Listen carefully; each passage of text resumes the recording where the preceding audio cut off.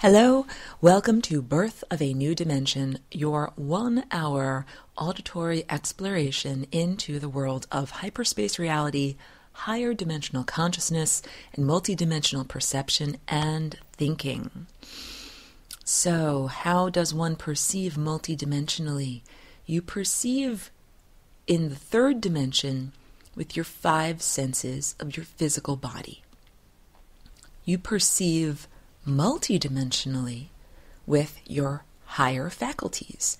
The higher faculties are a combination of your heart, the seat of unconditional love, truth. This is the next chakra up from green, which is unconditional love. Truth resides at the level of throat. It is where communication emanates from, and communication includes linguistic or verbalized communication. It also includes gestures, anything you do with your hands and your arms, playing the piano, playing a musical piece, drawing, painting, anything that you do in order to communicate ideas to other people. And up from there, your higher faculties include your indigo or brow chakra. This is also associated with Christ consciousness, Christ the stellar or galactic entity, as opposed to Christ as it is described by the Christian religion, which in this time and place is more accurately described as the Church of Antichrist, and also including the violet chakra. This is really crucial. The violet chakra and the brow chakra, the indigo chakra, exist perpendicular to one another at 90-degree angles. So if you have ever looked closely at a helicopter, you will observe that the blades of the helicopter are rotating at 90-degree angles to the rotor, the spinning propeller at the rear, at the tail of the helicopter. And this is how your energy body as an apparatus functions, very similar to a gyro-stabilized helicopter. You have your violet chakra. This has been traditionally depicted as a halo, a horizontal disc-shaped whirling vortex of energy. Perpendicular to that is your brow chakra. This would be analogous to a lens in front of your face, and it is literally your anthropomorphic lens. Brief pause. So anthropomorphic, meaning human-sized or human-shaped. These are 2 divergent levels of interpretation of the pure information of consciousness as it descends from higher realms. So, your higher faculties are very similar to electrical transformers. Electrical transformers take energy that comes directly out of the power plant, which is running at incredibly high intensities, and reduces those levels of intensity so that it is energy that is coming out of your wall socket and will not overwhelm your appliances. This is analogous to the energy of consciousness. If you, quote-unquote, plugged directly into the energy of higher consciousness by, for example, connecting directly to the sun or connecting directly to stellar consciousness, you would overwhelm the apparatus of your human neurological system. Your human neurology is not meant to withstand the incredible intensity of consciousness or truth that you would be subjected to if you plugged directly into the sun. So this is why there are transformers or chakras that take that primary ray of consciousness and diminish it so that it is moving at a speed or moving in a manner that is palatable to your consciousness. So the difference between drinking a glass of water and being nourished by it and having a fire hose placed down your throat and drowning you is the difference between comfortable ingestion of appropriate light and being overwhelmed by too much light. Too much light at once would literally cause you to change state.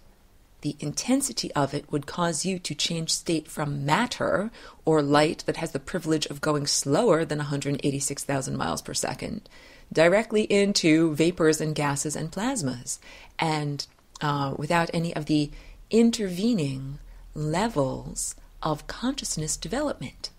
Each one of us has the capacity to cultivate our consciousness to the point of being a plasma being, or a beam of coherent light that may travel on its journey throughout the cosmos.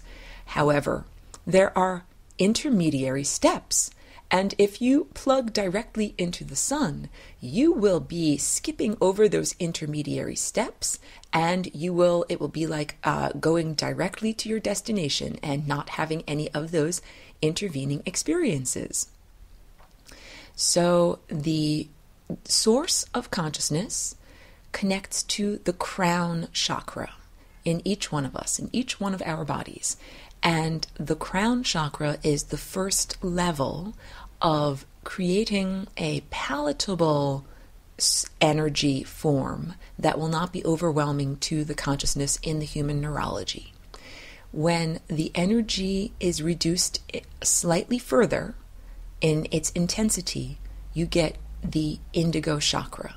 And these reductions of intensity are literally slowing light down. We know light is moving at the speed of light. When you subject light to a prism, Prism, that is, not a jail for light, but rather a prism that bends light.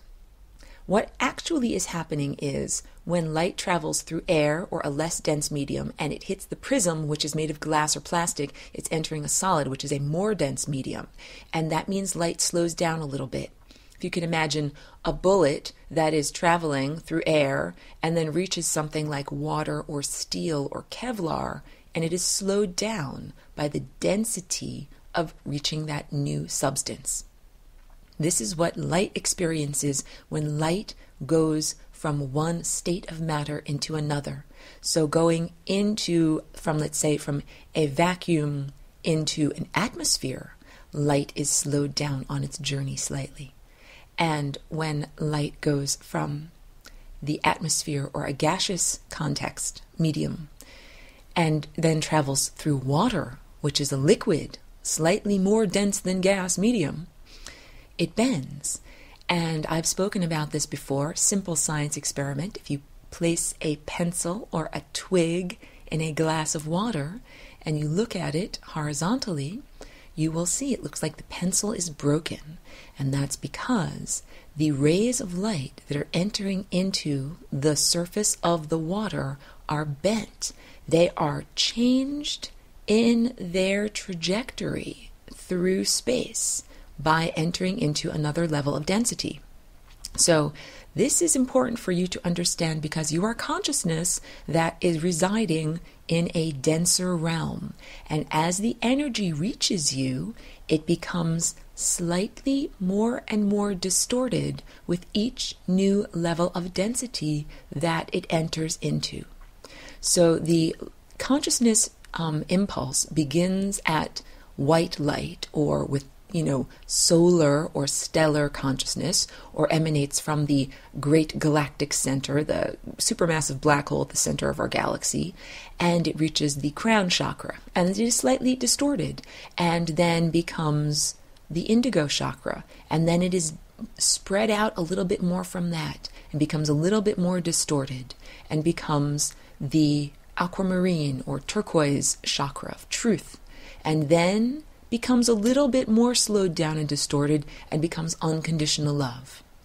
So we must understand that unconditional love, although it is an achievement and a pinnacle of sorts, coming from the direction of red, the physical realm, it is a distortion and a diminishing of the primary ray of consciousness coming from the other direction.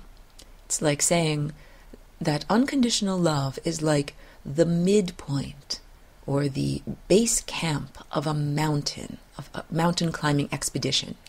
And people who live at the base of the mountain have to climb up to get to that base camp.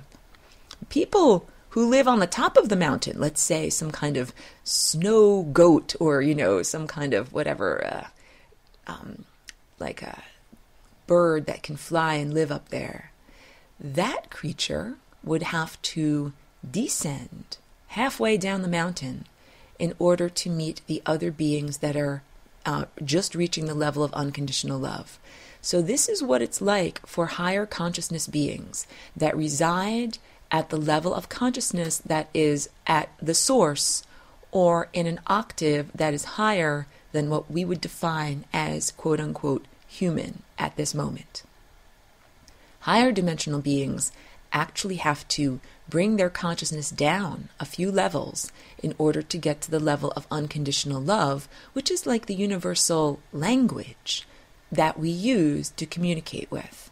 So lower dimensional, more dense beings, such as beings on the surface of Earth that are experiencing the third dimension and wear a physical bodysuit, have to raise their vibration, or their consciousness must ascend to the point of unconditional love.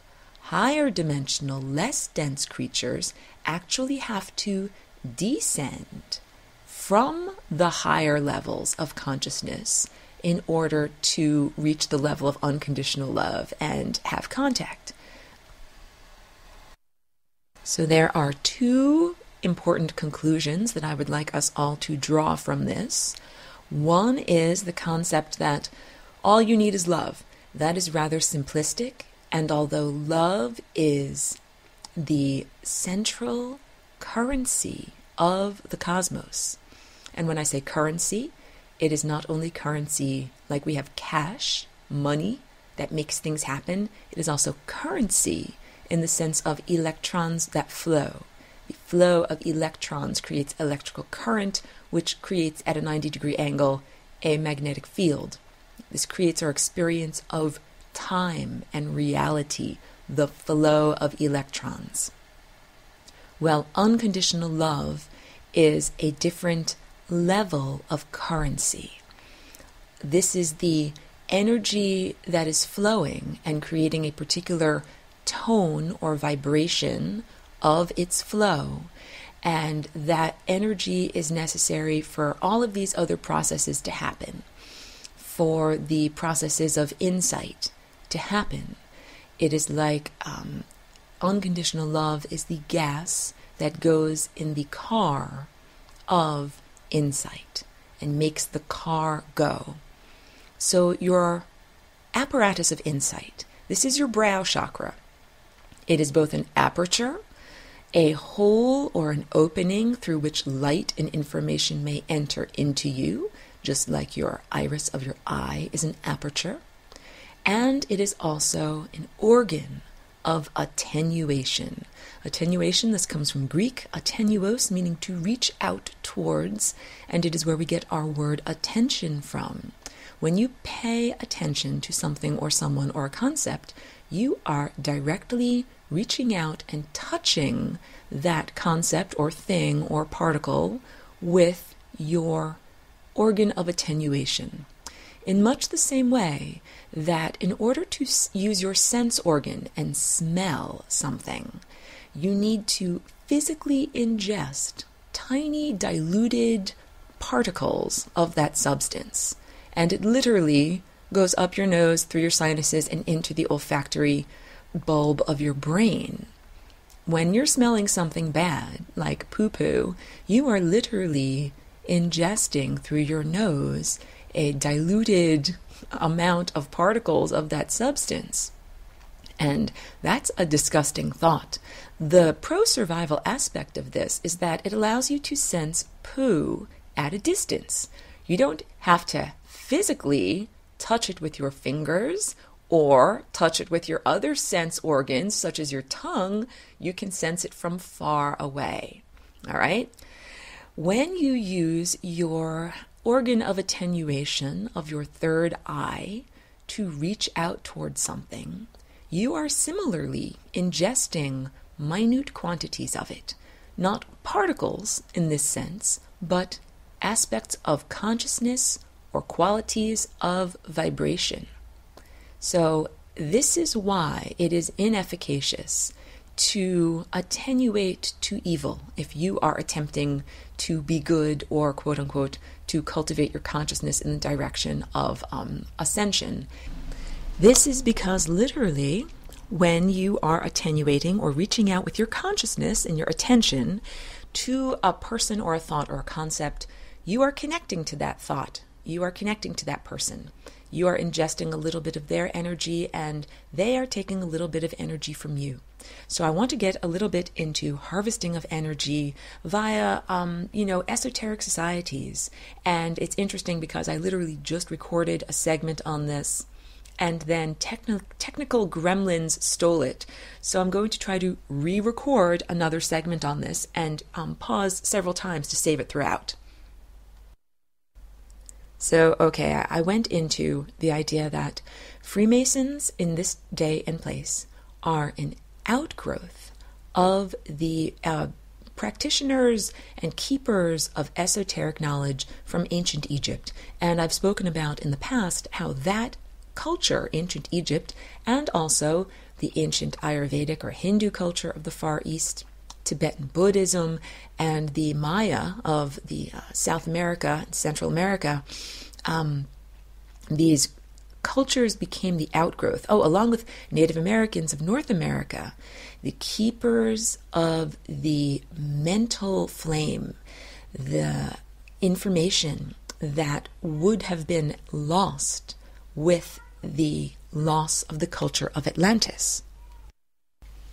As an aside, this is how we can also understand some of the startling similarities of culture between, for example, Egyptian hieroglyphics and Mayan hieroglyphics, and the shape of the Great Pyramid at Giza and the shape of the Great Pyramid at Teotihuacan. Teotihuacan is literally one half the height of the Great Pyramid, but the base is exactly the same. There are amazing measurements that cannot be denied. In the time of the building of these ancient monuments, the information that made the monuments special was kept by an elite group of society members. It was not available to everyone. In Atlantis, everyone knew about their chakras. Everyone knew about what we would describe as quote-unquote sacred geometry, but would more accurately be described as the language of vibration, of color, line, shape, form, movement, texture, and tone. And that this sophisticated culture was smashed down, diminished, and broken up into bits. And that there were keepers of consciousness who kept the information alive, and eventually it became the culture of Atlantis, or the culture of the Hindu tradition of the Far East. The beings who built the ancient monolithic monuments that still survive and are so sophisticated, for example, like the Great Pyramid, these masons eventually became the Knights Templar and eventually became what is known as the Freemasons in this time and place. So in the 1950s, the Freemasons had become known as more of a secular networking capacity for doctors, lawyers, and businessmen. It was not necessarily recognized overtly as an esoteric or secret society until you ascended the hierarchy and got into the higher levels and then found out what was actually going on. This all speaks to energy harvesting and your attention. Energy is harvested through your attention. TV harvests your energy through your attention. Commercials and advertising like billboards harvest your energy through attention. Most people in the advertising world aren't very spiritual or metaphysical, and they don't recognize that they're engaging in a black magic spell when they harvest your attention through an ad. But that is exactly what is happening. Against your will, an external entity is saying, hey, look over here and give me some of your attention. Feed me with your attention. Well, this is what is happening in every day in small town America. It doesn't matter how small your town is. You probably have a Masonic lodge or a Masonic meeting hall. Even little old Woodstock, where I moved from, tiny little population, but there was a meeting hall, like defunct from the 1950s. But what you should look for is the Masonic symbol, like the calipers, and you will also find it in monuments. Often these are in monuments that refer to or attenuate to a war or something about veterans, because I'm just giving you lots of esoteric information here that all war is designed to feed a bloodthirsty demon or lower vibrational service to self entity that occupies the interstices. And basically all of United States politics from the inception of this country has been manipulated by this entity to feed its own appetites.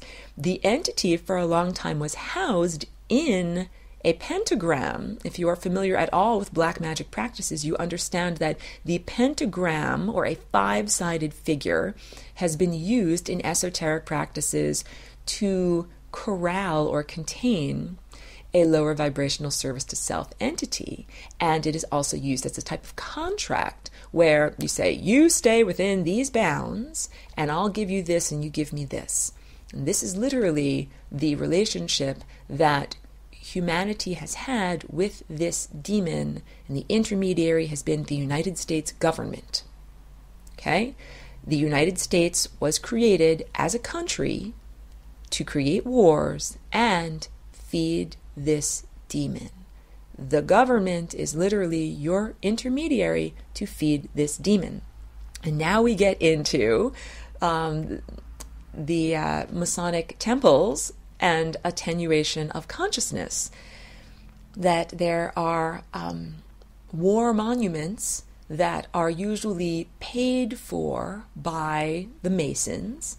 And so throughout your little town or city or wherever you live, you'll find these little monuments with a little Masonic symbol on it. And this is the artificial harvesting of your attention and artificial and inappropriate hijacking or use of Earth's consciousness energy. This would be what's known as the ley lines, or the consciousness or prana or chi that flows along Earth's surface. Brief pause. So just as you and I have a physical body with physical surface, and your skin has meridians that Chinese and Far Eastern medicine recognize, lines of energy upon which the non-physical energy of your body flows.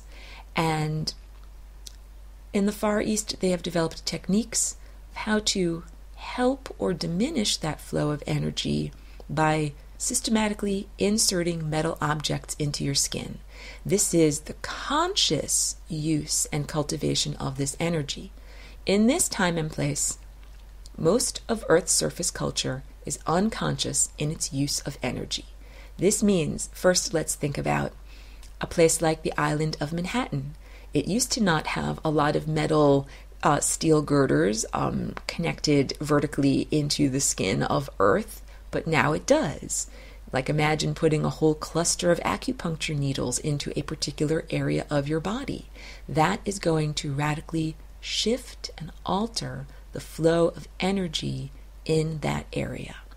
So Earth's surface culture and humans have been building unconsciously.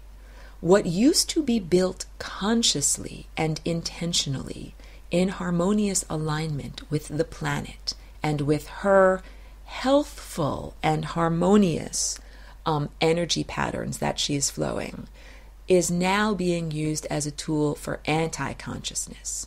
Literally, buildings are built in a way that cultivates the antithesis of consciousness, ignorance or being asleep or lack of awareness. Being in places that are filled with a lot of metal that has not been intentionally and consciously built or cultivated according to what you would call sacred geometry, but what I would define as the interdimensional language of vibration, of light, color, shape, form, texture, line, movement, and tone, because this involves music also.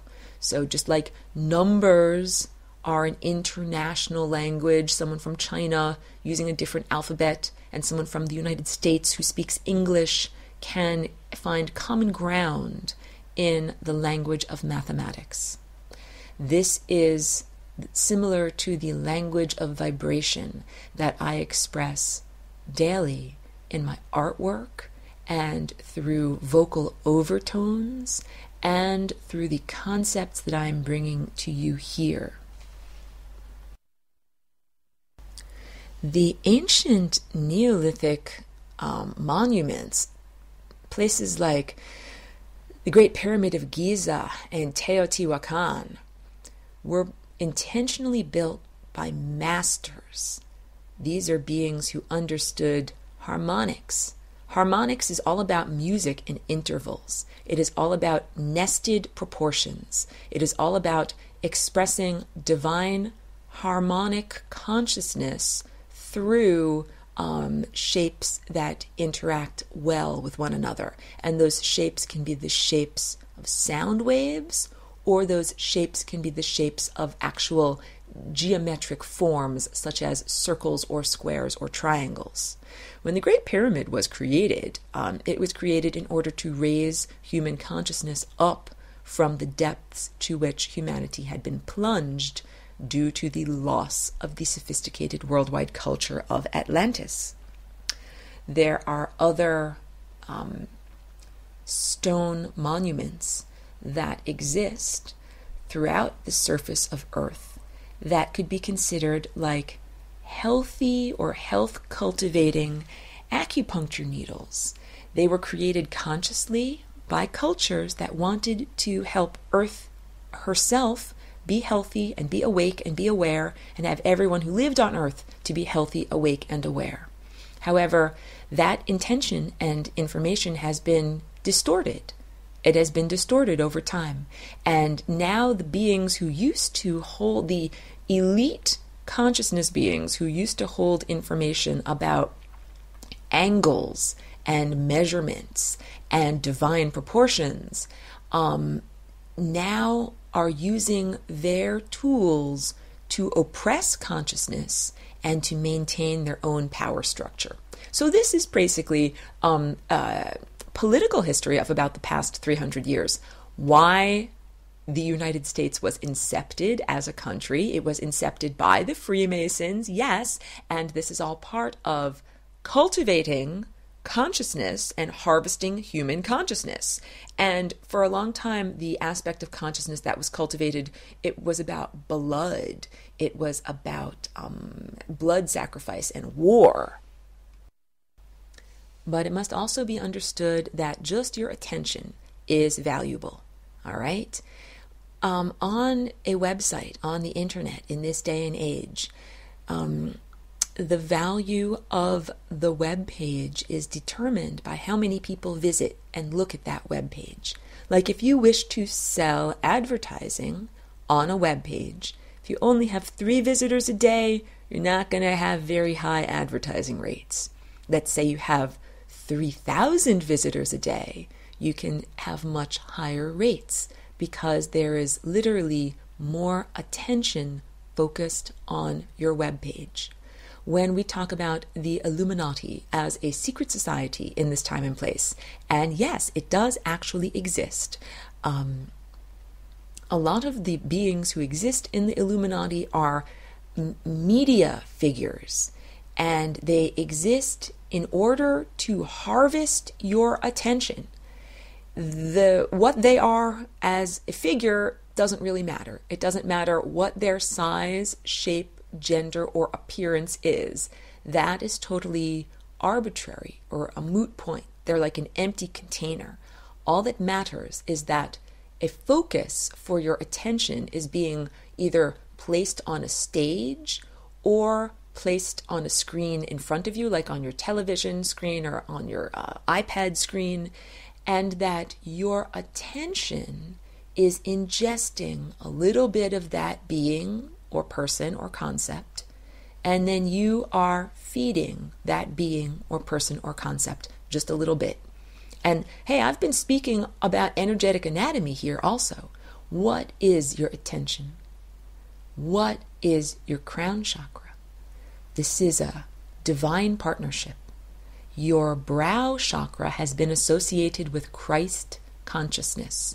Again, not the Christian religion, not anything to do with the Vatican, which is literally Antichrist. Christ is synonymous with awareness, and the teachings of the Vatican have a result of making people less aware.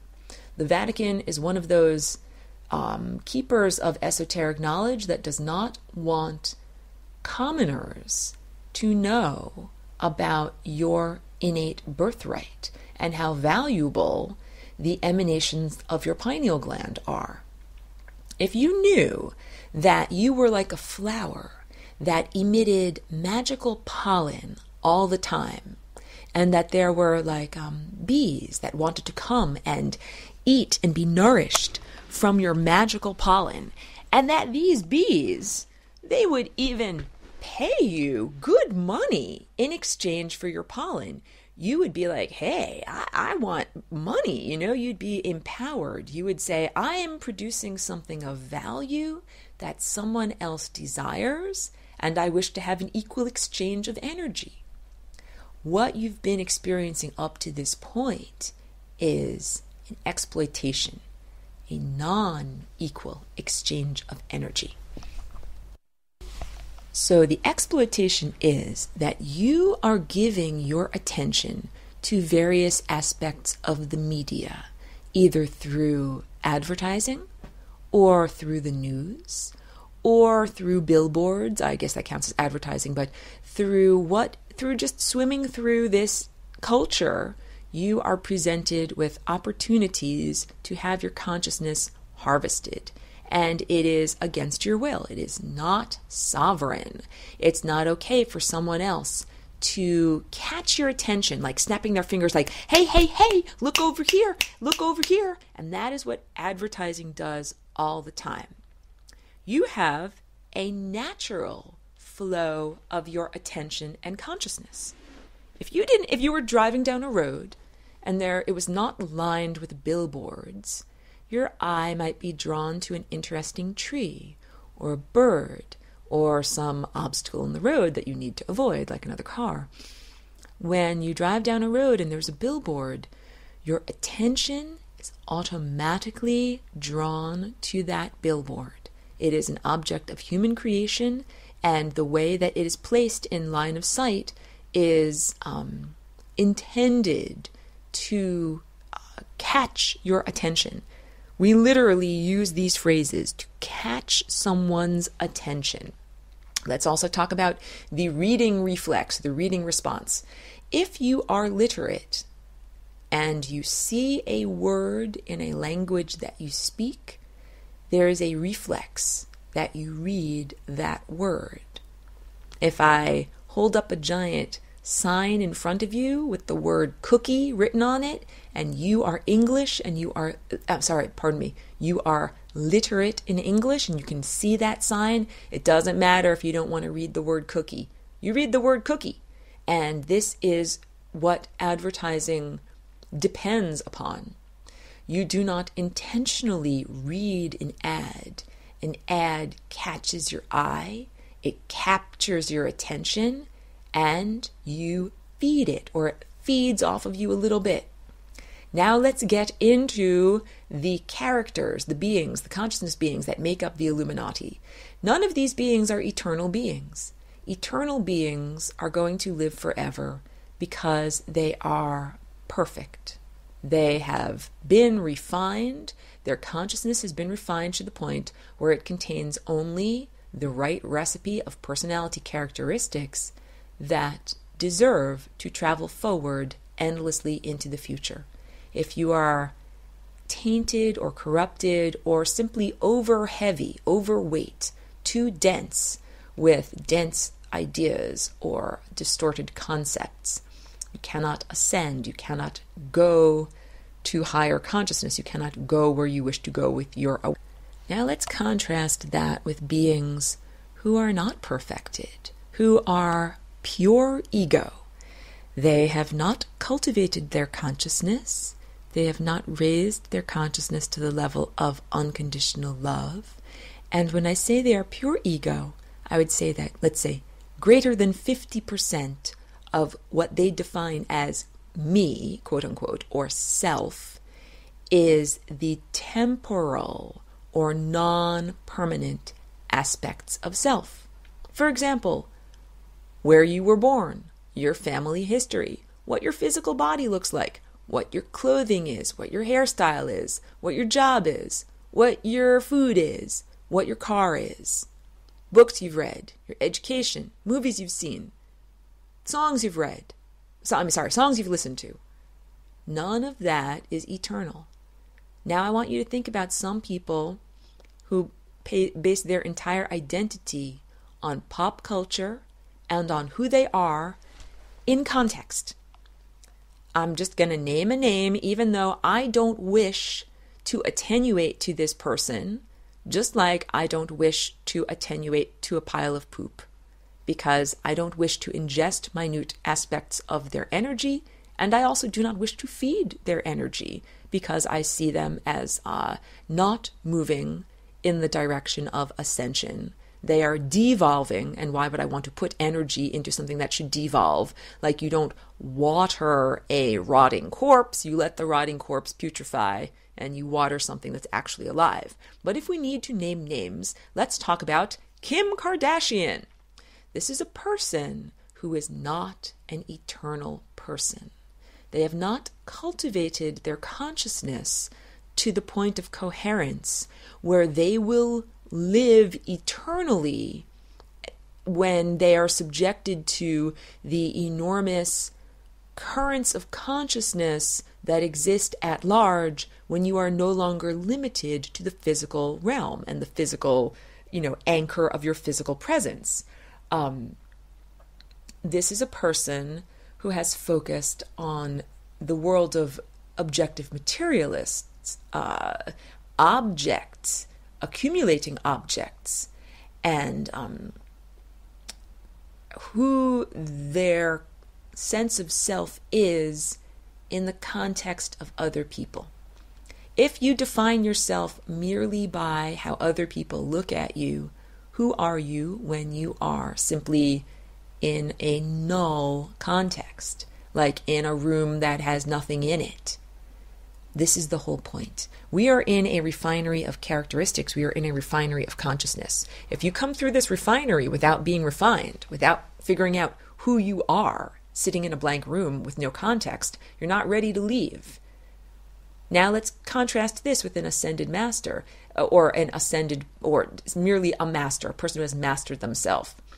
That being knows who they are. That being, if you placed them in an empty room with nothing around them, would still know who they are, would still know their value in regards to the cosmos. Their value is not defined by driving a fancy car, or being on TV, or walking the red carpet, or wearing fake eyelashes, or having the right shoes.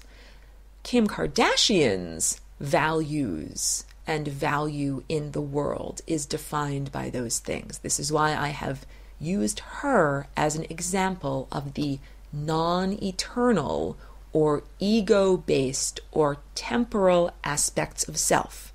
And now we get into why a non-eternal person needs to harvest energy from others in order to be alive.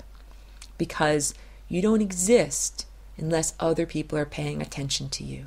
And this is very common behavior for a lot of people who are in the spotlight, who are in the media.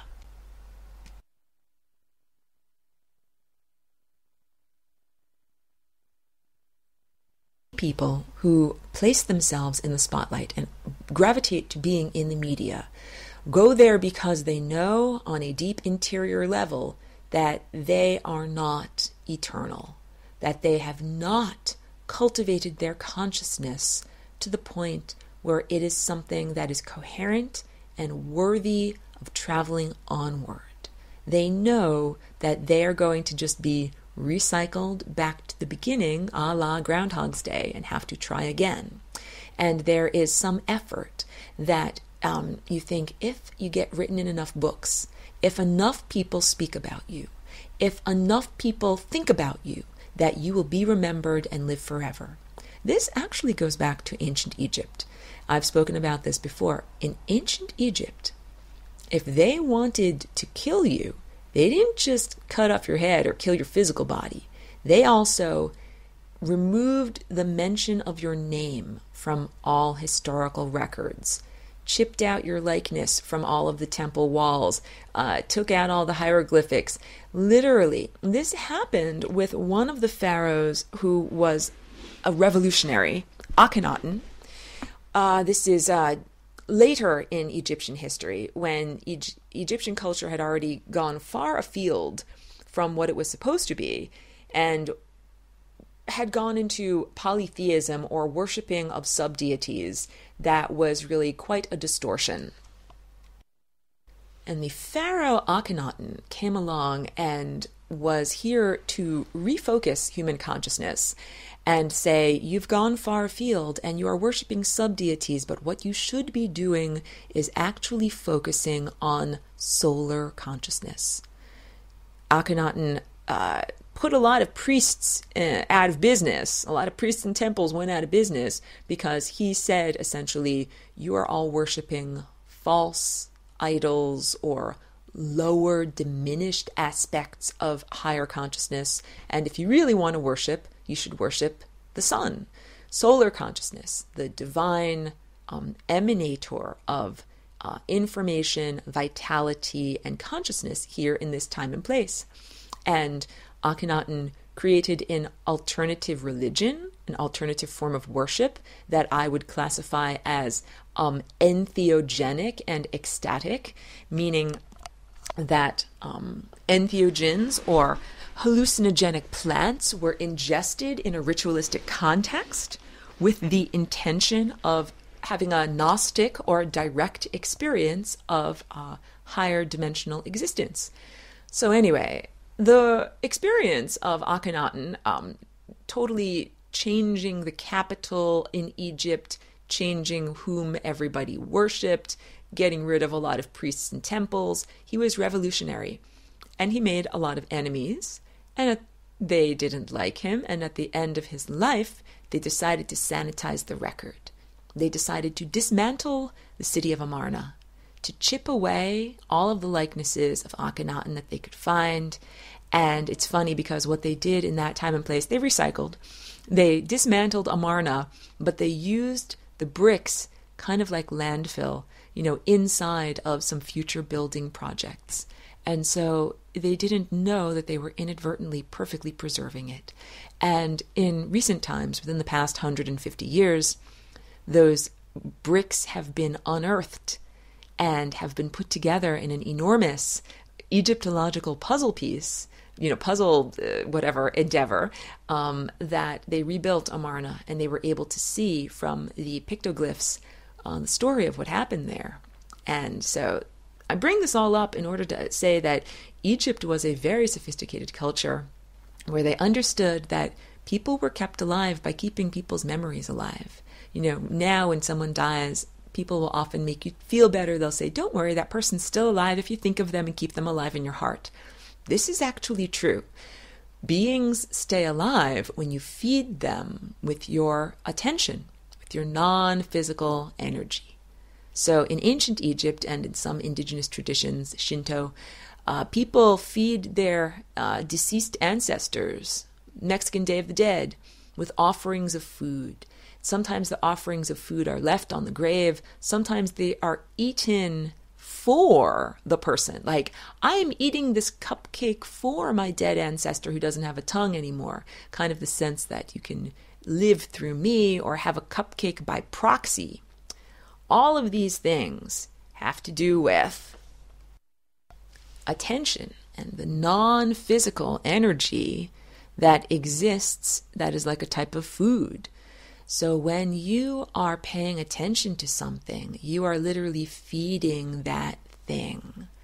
And when you are giving your attention to an object or an idea or a person, that person is feeding energy off of you. Well, okay, guys, this is why I do not have a television. I haven't watched TV on a regular television since 2012 in January. And I stopped having cable TV at that point in my life because I recognized that it was a harvester of my attention. Even though I didn't watch TV that often, I would watch Food Network while I was eating.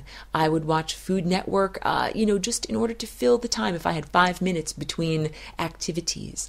And I realized that I was giving my attention to advertisers, to concepts, and to values that were not necessarily in alignment with my personal ascension.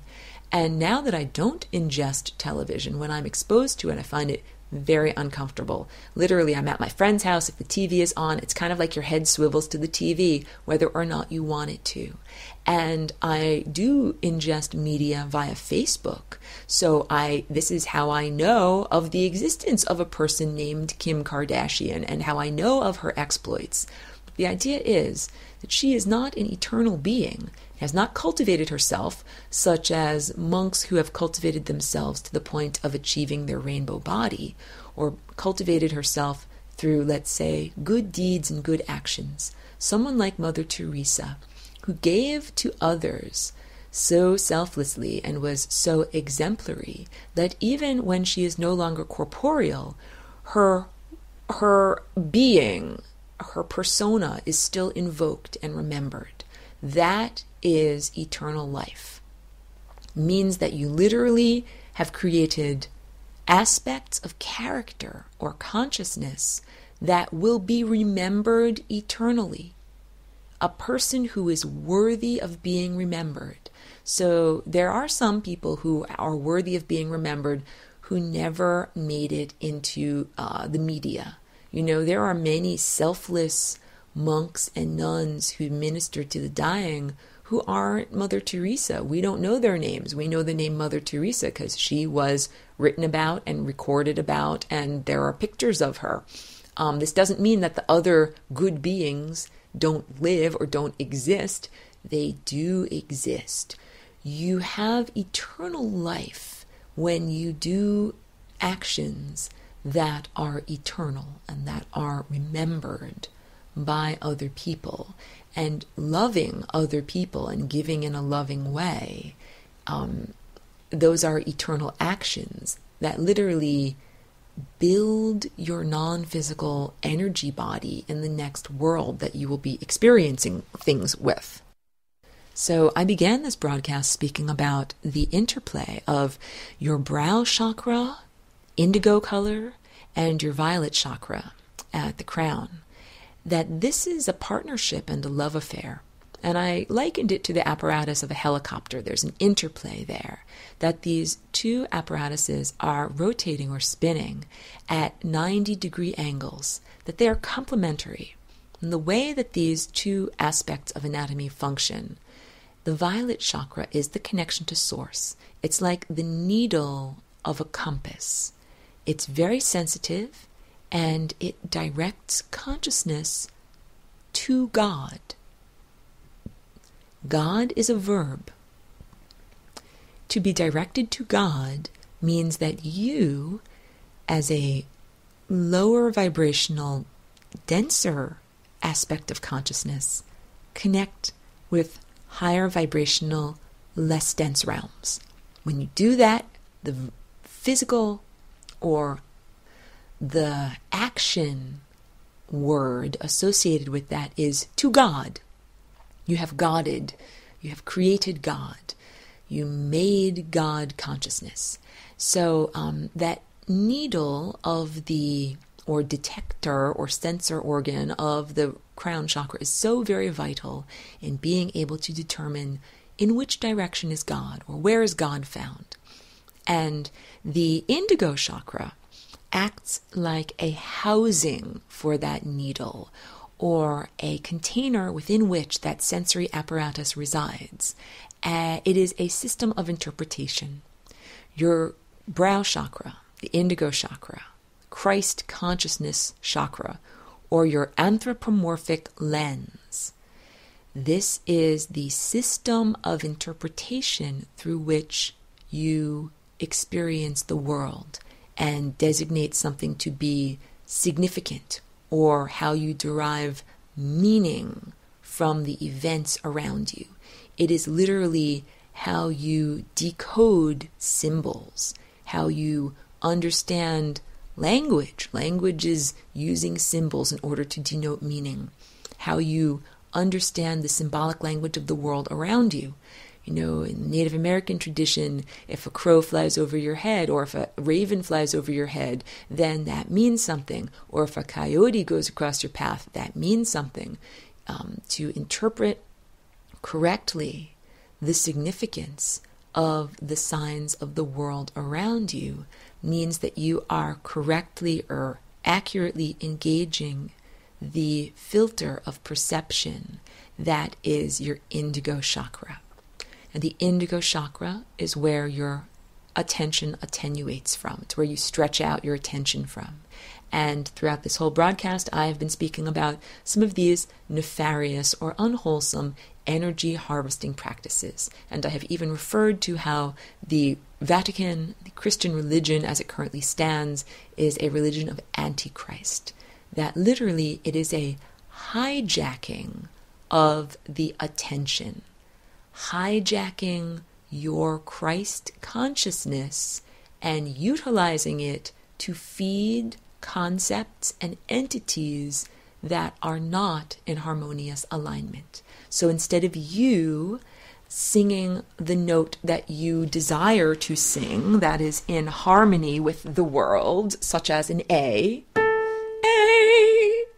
instead, you are being harvested, and your energy is being focused on something that is slightly out of tune, something like this. And it is not sovereign. It is against your sovereignty. If there is a television on in your presence and you can't choose to turn it off, I mean, you could choose to look away, but still your attention through your ears is being engaged. This happens all throughout this culture. So, oh my goodness, it's almost the end of this recording and I do need to wrap it up. Claim your sovereignty. This is what this is all about. Begin to master what you place your attention on, what you focus your attention on.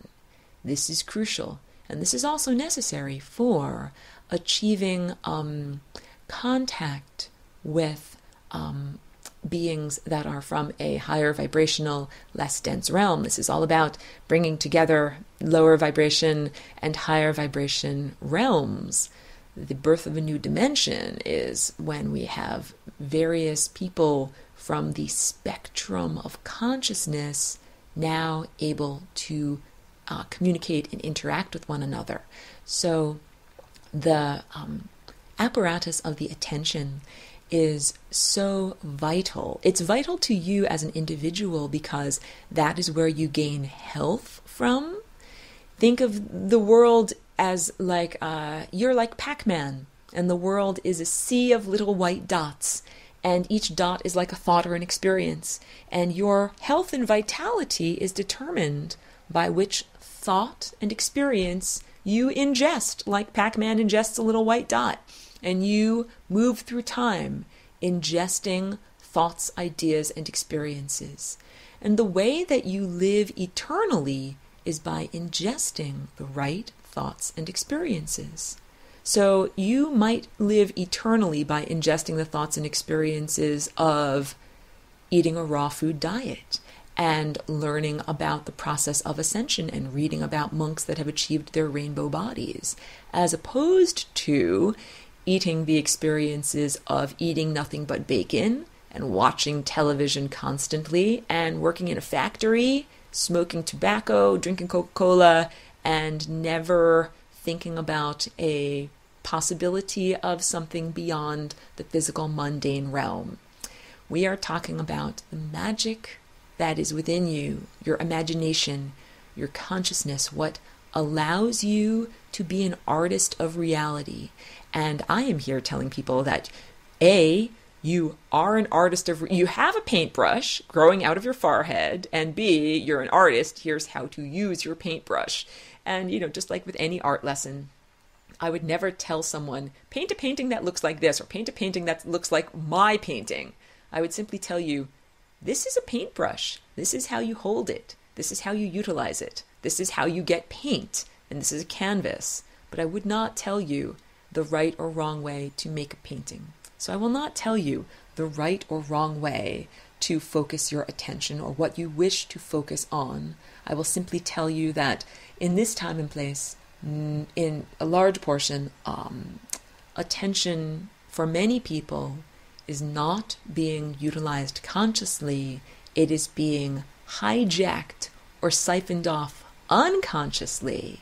And that if you claim or reclaim your attention and choose what you focus it on, it's like saying you will no longer have hackers stealing energy out of your bank account every month. And all of a sudden you'll start to find that you have a lot more energy at your disposal, a lot more consciousness or awareness energy at your disposal.